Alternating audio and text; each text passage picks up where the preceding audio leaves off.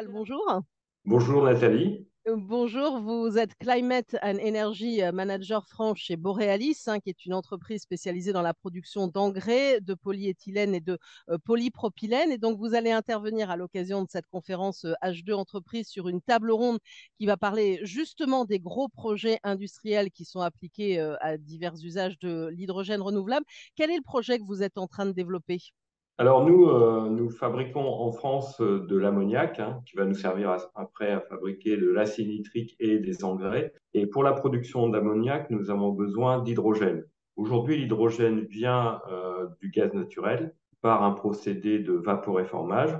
Et donc, demain, nous envisageons de développer une production d'hydrogène à partir d'électrolyse pour justement éviter les émissions de CO2. On a donc dans le procédé de vaporéformage, d'une part l'hydrogène qui nous sert au procédé et d'autre part nous avons du CO2, on dit procédé, qui en partie va dans l'industrie agroalimentaire et le reste est rejeté. Et donc c'est pour justement réduire nos émissions de gaz à effet de serre. Donc ça, c'est un projet que vous développez avec Dynamics. Où est-ce que vous en êtes concrètement de ce projet? Alors, c'est un projet que nous développons à Mulhouse, à Haute-Marseille, à côté de Mulhouse. Et donc, c'est un projet qu'on étudie avec Inamix pour justement installer des électrolyseurs avec une capacité de 50 mégawatts, électrolyseurs qui seront alimentés par le réseau électrique. Donc, dans le réseau électrique, nous avons une part de renouvelables et une part d'électricité bas carbone du nucléaire. Donc ça, c'est pour l'explication du projet en lui-même. Et où est-ce que vous en êtes alors concrètement de ce projet? Il a été lancé quand et est-ce que vous en êtes maintenant, Bertrand Wall? Alors, ça fait plus d'un an qu'on travaille sur ce projet.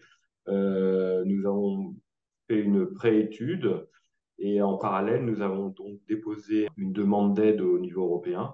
Et cette demande d'aide a été reclassée en aide d'État et pour l'instant, nous attendons de la réponse de l'Europe pour pouvoir continuer l'étude de détail, parce qu'effectivement, on a besoin de ce financement pour payer les études de détail.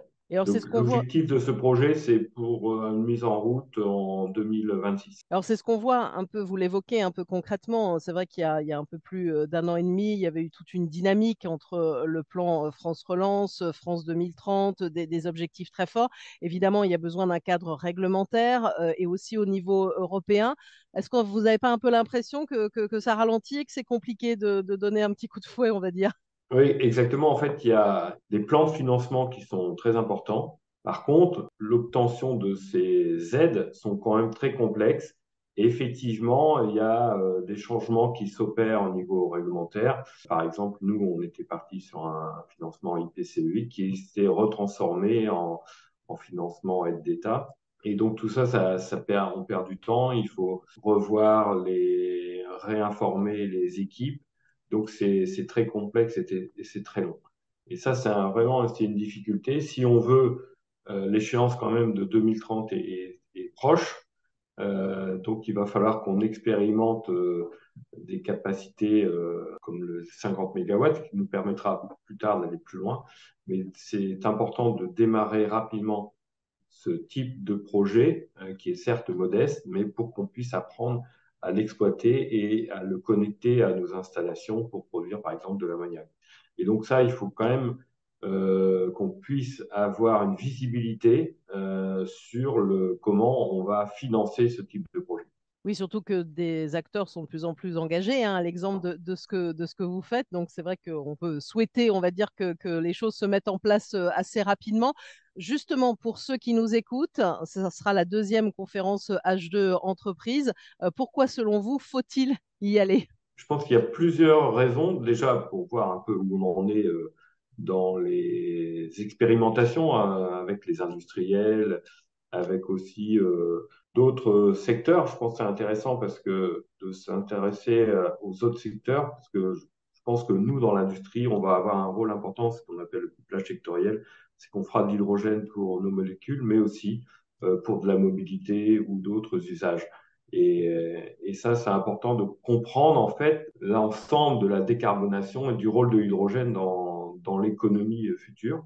Donc ça, c'est un premier élément. Le deuxième élément, c'est aussi partager un peu les expériences, où est-ce qu'on en est sur tel et tel sujet, qu'est-ce qui se développe au niveau technique et aussi industriel. Je pense que ça va être important d'échanger lors de ces rencontres, de partager les expériences. Bah, merci beaucoup à vous, Bertrand Wall, donc Climate and Energy Manager France chez Borealis. Vous allez donc intervenir à cette conférence H2 Entreprise. On se donne rendez-vous le 15 mars prochain. Merci beaucoup.